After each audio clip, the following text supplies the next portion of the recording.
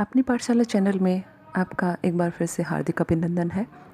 पिछली मेरी जो वीडियो थी पटना शैली, उसको आप सभी ने बहुत पसंद किया, इसके लिए आपका बहुत बहुत धन्यवाद। और मुझे कमेंट में एक रिक्वेस्ट आई थी कि गुप्तकालीन कला पर मैं एक वीडियो बनाऊं, इसलिए आज का हमारा जो विषय है वो निसंदेह गुप्तकालीन कला ही रहेगा।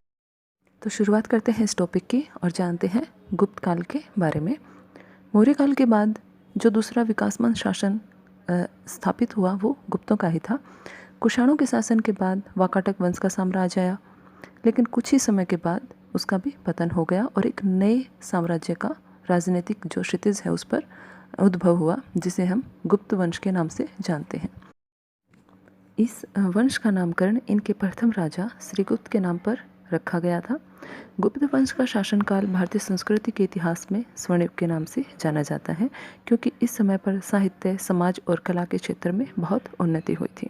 इस समय पर मूर्तिकला, भवन निर्माण कला और इसके अलावा नाट्य कला, वाद्य कला, नृत्य कला और संगीत कला के क्षेत्र में भी काफ़ी उन्नति दिखाई देती है। और इस समय की जो चित्रकारी है अजंता और बाघ की गुफाओं की, वो भी काफ़ी उत्कृष्ट कला का नमूना मानी जाती है। जिस प्रकार से कुषाण और शुंग काल में कला केंद्रों का विकास हुआ था, उसी प्रकार से गुप्त काल में भी कला केंद्र थे। यहाँ पर 3 कला केंद्र प्रमुख थे, एक मथुरा, दूसरा सारनाथ और तीसरा पाटलिपुत्र। इन सभी कला केंद्रों में स्वतंत्र रूप से मूर्तियों का निर्माण किया गया। क्योंकि गुप्त काल में प्रत्येक क्षेत्र में कला का विकास हुआ था, इसलिए हम इस काल की कला का विभाजन करके इसका अध्ययन करेंगे। नंबर 1, मूर्तियाँ स्वतंत्र रूप से बनाई गई है। इसमें बौद्ध मूर्तियाँ, हिंदू मूर्तियाँ, बौद्ध अवतार की मूर्तियाँ, जैन मूर्तियाँ, मानव मूर्तियाँ, धातु की मूर्तियाँ और विभिन्न धर्मों से संबंधित मूर्तियाँ। यहाँ पर मैं आपको बता दूँ कि अवतारवाद की जो धारणा है वो सबसे पहले गुप्त काल में ही देखने को मिलती है। इसके बाद वास्तुकला या स्थापत्य कला। स्थापत्य कला में यहाँ पर काफ़ी भवनों का निर्माण हुआ है, वो स्वतंत्र रूप से भी हुआ है। और जो गुफाएं हैं उनका निर्माण भी हुआ है, जिनको चट्टानों को काटकर बनाया गया था। तो स्थापत्य की बात करते हैं तो हम इसको 3 श्रेणियों में बांट सकते हैं। पहला है ईंट से निर्मित स्थापत्य, दूसरा गढ़े हुए या काट तराश कर बनाए गए जो पत्थर हैं उनसे निर्मित स्थापत्य, और तीसरा है शैलकृत या गुहा वास्तु। ईंटों से निर्मित जो हमारे पास वास्तु है उसको भी हम 2 भागों में बांट सकते हैं। पहला है हिंदू देवालय और दूसरा है बौद्ध चैत्य, विहार एवं स्तूप। वास्तव में गुप्तकालीन ईंट निर्मित मंदिरों की संख्या है कम है, और इसमें जो प्रमुख रूप से जो मंदिर आता है वो है भीतरगांव का विष्णु मंदिर, सिरपुर मंदिर समूह, अहिछत्र में ध्वस्त मंदिर और तेर के मंदिर। इन वास्तुकारों ने निर्माण संबंधी गुणवत्ता का पूरा ध्यान रखा है और कल्पना का सहारा लेकर सभी संभव प्रयोग किए हैं। उन्होंने सांचों में ढालकर ईंटों को तैयार किया है और ईंट समतल और सपाट है ताकि जुड़ाई में अच्छे से एक दूसरे पर बैठ जाएं। जुड़ाई में मिट्टी वाले प्लस्तर का प्रयोग किया गया है, जिससे ईंट एक दूसरे से सट गई है। जुड़ाई के प्लस्तर में चूने का प्रयोग भी इन शिल्पियों को पता था, लेकिन इसका जो प्रयोग है वो काफ़ी सीमित रूप से हुआ है। दरवाजों और खिड़कियों के बीच जो अंतराल छोड़े गए थे उनको पाटने के लिए इन्होंने 3 विधियों का प्रयोग किया है। पहला है काठ अथवा प्लस्तर का लिंटन डालकर, दूसरा है रोड़ेदार विधि के द्वारा, और तीसरा है ईंटों के मेहराब के सिद्धांत के अनुरूप एक दूसरे पर टिकाकर। जो कलाकार थे वो गीली मिट्टी से ही आकृतियों को गढ़ लेते थे और बाद में उनको पकाकर जहाँ पर उनकी आवश्यकता होती थी वहाँ पर उनको यथास्थान पर रख दिया जाता था। ऐसा रिलीफ के द्वारा भी किया गया है। कहीं कहीं पर स्टुको प्लस्तर के द्वारा भी अलंकरण किए गए हैं। स्टुको में आपको बता दूं कि ईंटों के चूरे में प्लस्तर को मिलाकर मूर्तियां बनाई जाती थी और बाद में उनका इस्तेमाल अलंकरण या साज सज्जा के लिए किया जाता था। गुप्त काल में पकी हुई मिट्टी की भी बहुत सारी मूर्तियां हैं वो प्राप्त हुई हैं। शामगरी के आधार पर जो हमारा दूसरा वर्गीकरण था वो था गढ़े हुए पत्थरों से निर्मित स्मारक या स्थापत्य। प्रस्तर स्थापत्य या पाषाण स्थापत्य में पत्थर के जो टुकड़े थे उनको काटकर तराशकर गढ़ लिया जाता था और फिर एक दूसरे के ऊपर रखकर भवनों का या मंदिरों का निर्माण इसमें किया गया है। इस प्रकार की तकनीक में हिंदू और बौद्ध दोनों प्रकार के स्थापत्य स्मारकों का निर्माण किया गया। तीसरा हमारा है शैलकृत गुहा वास्तु। हालांकि मौर्य काल में भी गुफा भवन या गुफा मंदिर है उनका निर्माण वहाँ पर आरंभ हो चुका था और बाद में यह तकनीक अपनी चरम पर पहुँच गई थी। गुप्त काल में भी इस प्रकार का जो स्थापत्य निर्माण है वो दिखाई देता है और इनको हम दो भागों में बांट सकते हैं, हिंदू धर्म से संबंधित गुफाएं और दूसरा है बौद्ध धर्म से संबंधित गुफाएं। क्योंकि गुप्त काल से ही मंदिर वास्तु का एक व्यवस्थित क्रम प्राप्त होता है, इसलिए हम आज का जो टॉपिक रखेंगे वो गुप्तकालीन मंदिरों को ही रखें। ऐसा नहीं है कि गुप्त काल से पहले मंदिरों की स्थापना नहीं हुई थी। गुप्त काल से पहले मंदिरों की स्थापना हुई अवश्य थी, लेकिन उसमें जो सामग्री इस्तेमाल की गई थी वो ज़्यादा दिन तक टिकने वाली नहीं थी, यानी कि उन्होंने लकड़ी का इस्तेमाल ज़्यादा किया था और लकड़ी के इस्तेमाल के कारण ही आज हमें उस समय के मंदिरों के प्रमाण उपलब्ध नहीं हो पाते हैं। गुप्तकालीन मंदिरों का विकास एक चरणबद्ध तरीके से हुआ है, इसलिए हम बनावट या विकास के आधार पर इनको 4 भागों में बांटकर चलेंगे। प्रथम प्रकार के हमारे जो मंदिर हैं उसमें एक चबूतरा होता था, उस पर पत्थरों की ईंटों के बिना जोड़ के जो गर्भगृह है उसको बनाया गया है। गर्भगृह मैं आपको बता दूं कि मंदिर में जहाँ पर देवता की मूर्ति स्थापित की जाती है उसको हम गर्भगृह कहते हैं और इसका जो गर्भगृह है वो वर्गाकार है और सामने खंभों पर टिका हुआ एक छोटा सा बरामदा है जिसको अर्धमंडप कहा गया। इन मंदिरों में गर्भगृह का निर्माण एक चबूतरे पर होता था और चबूतरे पर चढ़ने के लिए सीढ़ियों का निर्माण किया जाता था। प्रथम प्रकार के जो मंदिर हैं उनमें सांची का 17वां मंदिर, तिगवा और ऐरण के मंदिर इनमें आते हैं। इन मंदिरों के जो गर्भगृह हैं वो वर्गाकार हैं या आयताकार हैं। सारे मंदिर एक ऊंचे चबूतरे पर बने हुए हैं जिन पर चढ़ने के लिए सीढ़ियाँ बनाई गई। इन मंदिरों में जो हमारा प्रथम मंदिर है वो है सांची का 17वां मंदिर। यह मंदिर मध्य प्रदेश के रायसेन जिले में स्थित है। सांची के महास्तूप के दक्षिण पूर्व में यह निर्मित किया गया है। इसकी निर्माण शैली गुहा मंदिर के समान प्रतीत होती है। मंदिर संख्या 17 के नाम से इस मंदिर को जाना गया है। यह भी गुप्त काल का आरंभिक मंदिर है। सांची के 17वें मंदिर के सामने वाले भाग में आपको 4 स्तंभ दिखाई देंगे और ये जो स्तंभ हैं इनके शीर्ष स्थान पर यानी कि ऊपर वाले भाग पर आपको सिंह की मूर्तियां हैं वो उत्कीर्ण की हुई दिखाई देंगी। ये जो सिंह हैं वो एक दूसरे से पीठ सटाए हुए बैठे हैं और दोनों सिंहों के बीच में एक वृक्ष भी उत्कीर्ण किया हुआ है। इस मंदिर की छत है वो सपाट है। स्तंभ नीचे से 4 पहले और ऊपर जाकर वो 8 पहले हो जाते हैं। स्तंभों के अलावा इस मंदिर में आपको कहीं और भी अलंकरण देखने को नहीं मिलेगा। इस सोपान का दूसरा मंदिर तिगवा का विष्णु मंदिर है जिसका स्थापना समय है वो 425 ईस्वी माना गया है। यह मंदिर मध्य प्रदेश के जबलपुर जिले के तिगवा नामक स्थान पर एक ऊंचे टीले पर स्थित है। इस मंदिर का स्वरूप भी सादा है और यह मंदिर पत्थरों को काटकर, तराशकर या गढ़कर बनाया गया है। निर्माण 5वीं सदी माना गया है। गर्भगृह के सामने 4 स्तंभों पर बाहर की ओर निकला हुआ एक अर्धमंडप यानी कि बरामदा है। बरामदे पर लगे हुए स्तंभ के ऊपरी भाग यानी कि जो कैपिटल है उसके ऊपर कलश बनाए गए हैं। इस मंदिर के जो स्तंभ हैं वो नीचे 4 पहले, बीच में 8 पहले, ऊपर जाकर 16 पहले और अंत में गोलाकार हो जाते हैं। गर्भगृह में प्रवेश के लिए 3 द्वार हैं। तीनों द्वारों को फूल, बेल बूटों के द्वारा उत्कीर्ण करके सजाया गया है। इस मंदिर के द्वार स्तंभों पर गंगा और यमुना की हाथों में घड़े लेकर जो मूर्तियां हैं वो अंकित की गई हैं। गंगा और यमुना की मूर्तियों का प्रचलन है वो गुप्त काल से ही माना जाता है और इसके पीछे जो मिथक है वो ये माना जाता है कि जब आप मंदिर में प्रवेश करते हैं तो गंगा और यमुना है वो अपने घड़ों के द्वारा आपको पवित्र कर देती हैं और गर्भगृह में यानी कि देवता की मूर्ति के समीप जाने से पहले आप पवित्र हो जाते हैं। इस मंदिर के अंदर वाले भाग में कमल जो पुष्प है उसका अंकन देखने को मिलता है। कमल पुष्प प्रतीकात्मक रूप से बहुत सारे मंदिरों में अंकित किया गया है क्योंकि बौद्ध धर्म का प्रभाव भी गुप्त काल पर देखा जा सकता है। इस क्रम में हम अगला जो मंदिर रखते हैं वो है ऐरण का विष्णु मंदिर। विष्णु मंदिर को चंद्रगुप्त विक्रमादित्य के काल का माना जाता है और विदिशा के निकट जिला सागर ऐरण में यह मंदिर स्थित है। यहाँ पर मंदिरों की एक महान श्रृंखला बताई गई है और इन मंदिरों में मूर्तिकला का जो उत्कीर्ण रूप है वो काफ़ी हद तक देखने को मिलता है। ऐरण, जिसका प्राचीन नाम एराकाइना था, इसमें मिले अभिलेख से समुद्रगुप्त के शासन काल से लेकर 6ठी शताब्दी के प्रारंभ में हूण आक्रमण तक के दस्तावेज यहाँ पर मिले हैं। यहाँ पर विशाल एक वराह की मूर्ति आप देख सकते हैं जो कि 5वीं सदी की मानी गई है। ऐरण और उदयगिरी के मध्य कलात्मक विकास और मूर्तिकला के परस्पर संबंधों को यह दिखाती है। इसमें देवी देवताओं की शक्ति को पूरी तरह से भाव व भंगिमाओं के द्वारा प्रदर्शित किया गया है। इसकी भीतरी छतों पर कमल का अलंकरण दिखाई देता है और इसमें हाथी, सिंह, नारी मुख से अलंकृत शीर्ष स्तंभ हैं वो विशेष महत्वपूर्ण स्थान रखते हैं। ऐरण के मंदिर का जो उद्धार है वो गुप्त काल के बाद ही हो पाया है। ऐरण से प्राप्त एक लेख से प्राप्त होता है कि सम्राट बहुगुप्त के समय पर विष्णु मंदिर के सामने एक ध्वज स्तंभ था, जिसका निर्माण गुप्तों के द्वारा ही किया गया था। आज भी इस स्थान पर यह जो स्तंभ है वो देखा जा सकता है। इस स्तंभ के शीर्ष पर गरुड़ की आकृति है वो बनाई गई है। उदयगिरी की पहाड़ी की गुफाओं को भी हम इसी प्रथम सोपान के मंदिरों में रखते हैं।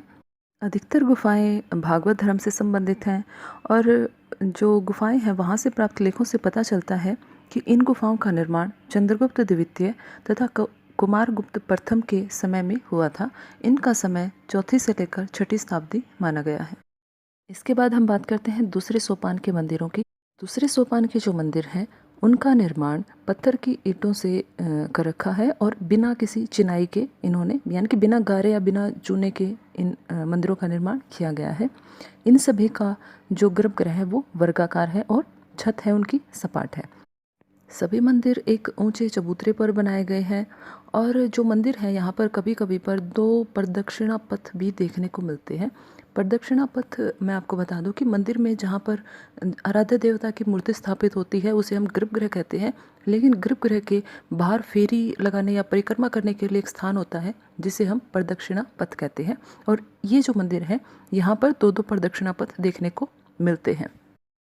कहीं कहीं पर 2 मंजिले मंदिरों का निर्माण भी किया गया है। गर्भगृह के ऊपर एक कमरा बना दिया गया और जिसके चारों ओर का जो भाग था, खुला भाग, उसे प्रदक्षिणा पथ के लिए छोड़ दिया गया था।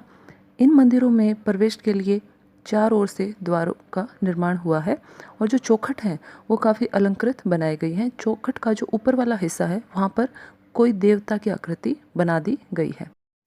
द्वितीय सोपान के जो मंदिर हैं उनमें प्रमुख मंदिर नचना कुठार का पार्वती मंदिर, भूमरा का शिव मंदिर, ऐहोल का लाड़खान मंदिर, कौंतकुड़ी और मेंगुंती के मंदिर शामिल हैं। हमारा जो प्रथम मंदिर है वो है नचना कुठार का पार्वती मंदिर। यह मंदिर मध्य प्रदेश के पन्ना जिले में अजयगढ़ के समीप नचना कुठार नामक स्थान से प्राप्त हुआ है।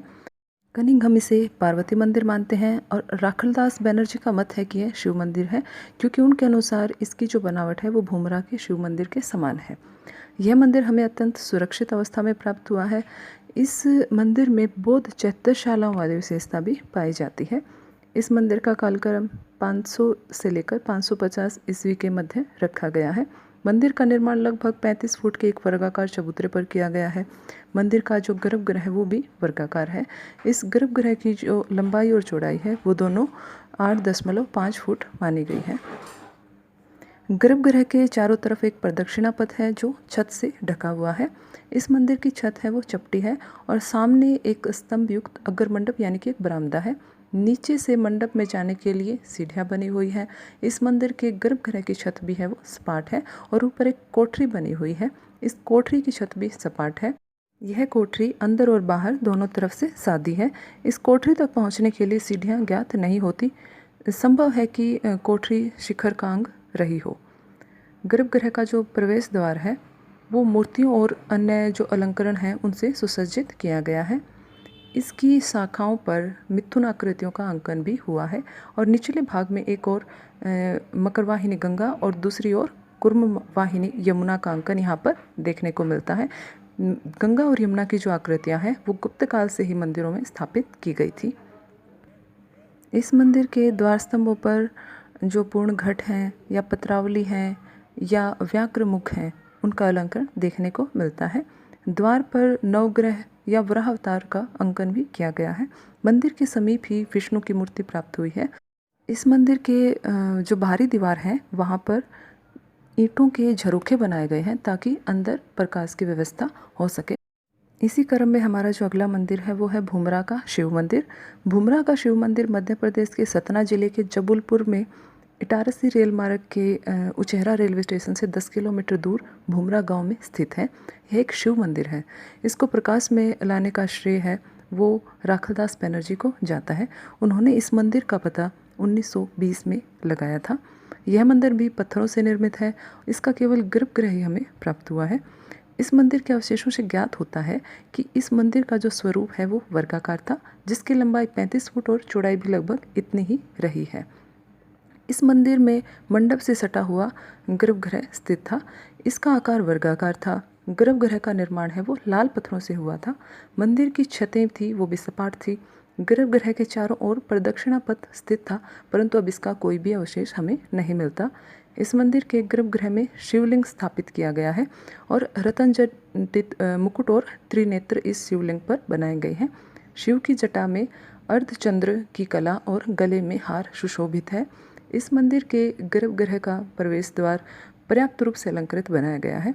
द्वार के स्तंभ के दाहिने भाग पर मकरवाहिनी गंगा और बाएं भाग पर कूर्मवाहिनी यमुना की सुंदर मूर्तियां उत्कीर्ण की गई हैं। इसके द्वार की चौखट पर भी अलंकरण किया गया है। द्वार चौखट पर सिरदल के बीच में शिव की अर्धमूर्ति बनाई गई है। मूर्ति के दोनों ओर मालाधारी जो गंधर्व हैं उनकी मूर्तियां भी बनाई गई हैं। मंदिरों के अनेक प्रस्तरों पर विभिन्न प्रकार के बाजों सहित गज, कमल और कीर्तिमुख उत्कीर्ण किए गए हैं। इस मंदिर का निर्माण काल शैलीगत आधार पर 500 से 550 ईस्वी के मध्य निर्धारित किया गया है। इसके बाद ऐहोल का लाड़खान मंदिर भी इसी श्रेणी में आता है। इस मंदिर को भी गुप्त काल में बनाया गया था और इसमें भी गुप्तकालीन विशेषताएं हैं वो देखने को मिलती हैं। पत्थरों से निर्मित ये मंदिर, इसमें भी स्तंभ हैं और अर्धमंडप आपको देखने को मिलता है। सामने गर्भगृह भी इसमें बनाया गया है। यह मंदिर भी एक ऊंचे चबूतरे पर बना हुआ है।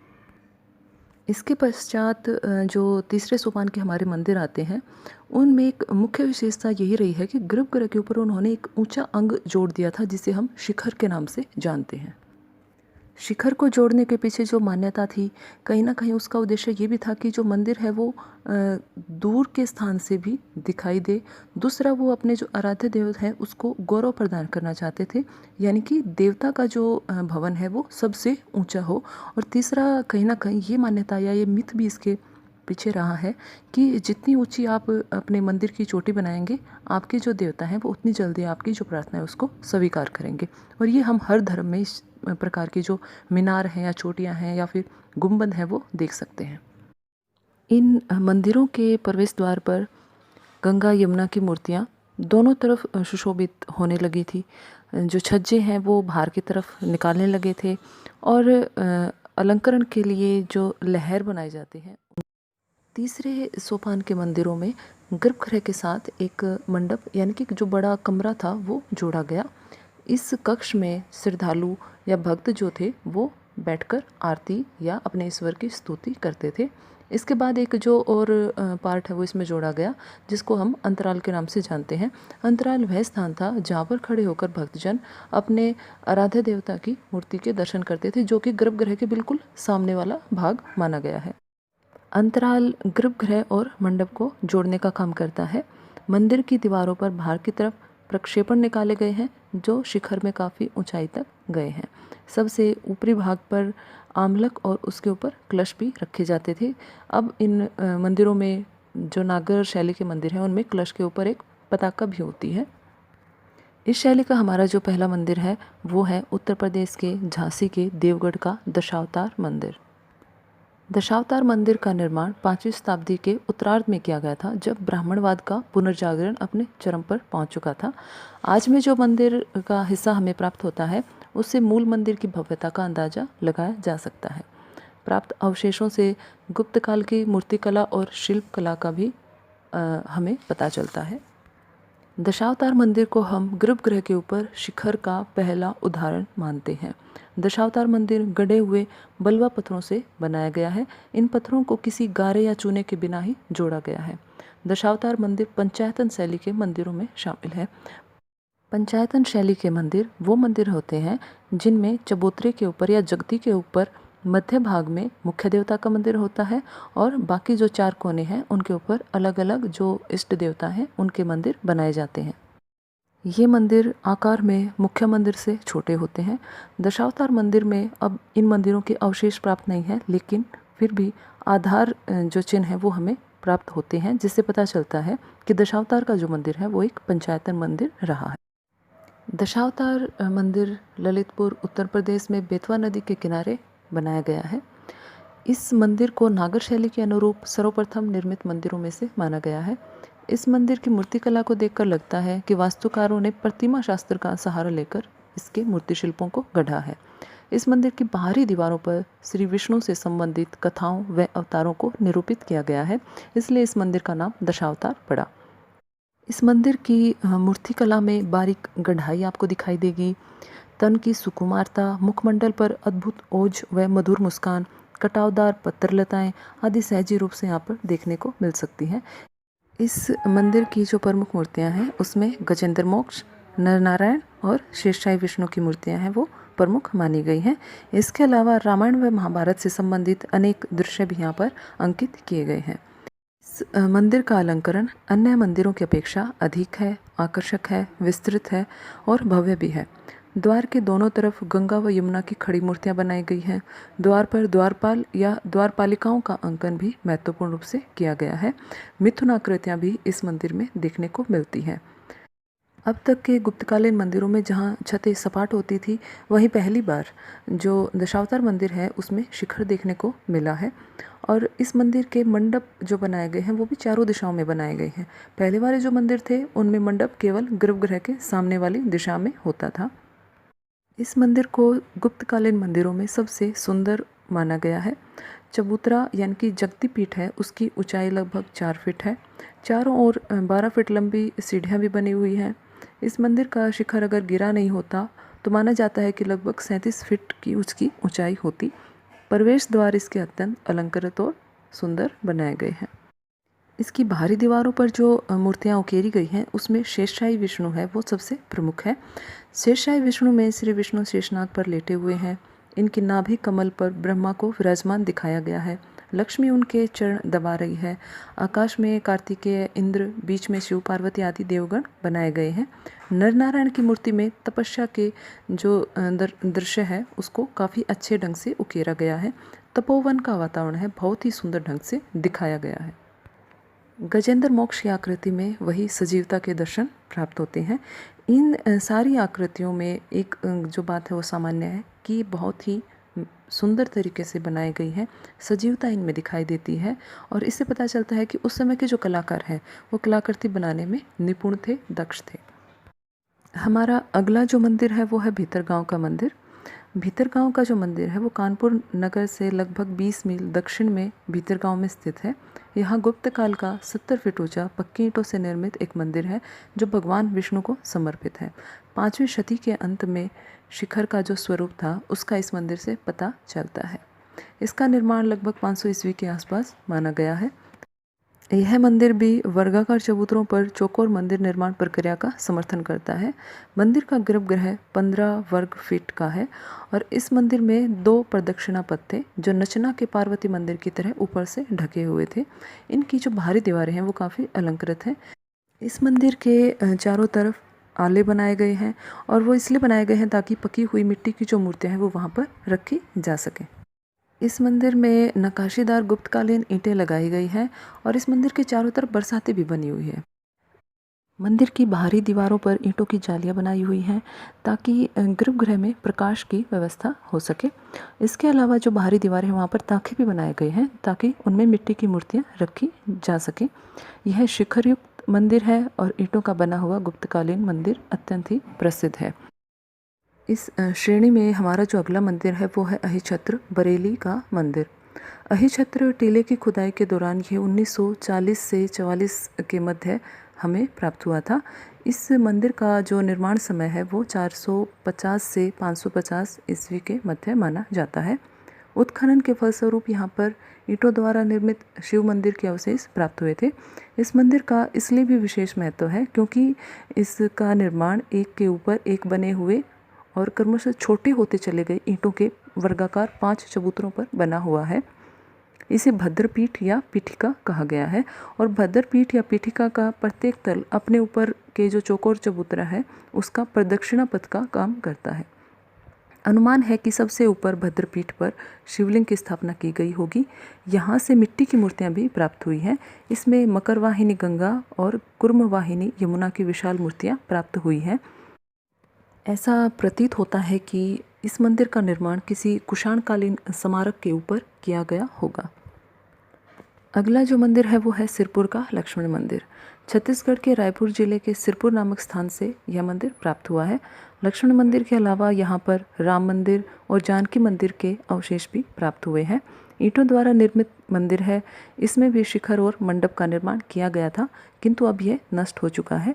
इस मंदिर का वास्तु भीतर गांव के मंदिर के समान है। इसके गर्भगृह की बाहरी दीवारों पर मेहराब बनाए गए हैं।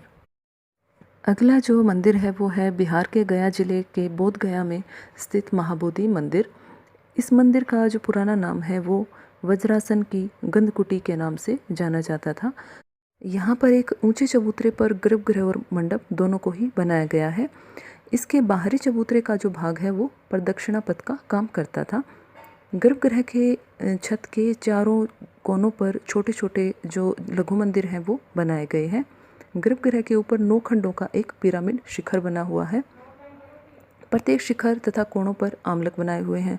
प्रकाश के लिए शिखर में चारों ओर चैत्य मुख भी बनाए गए हैं। इस मंदिर का अनेक बार पुनर्निर्माण हुआ है।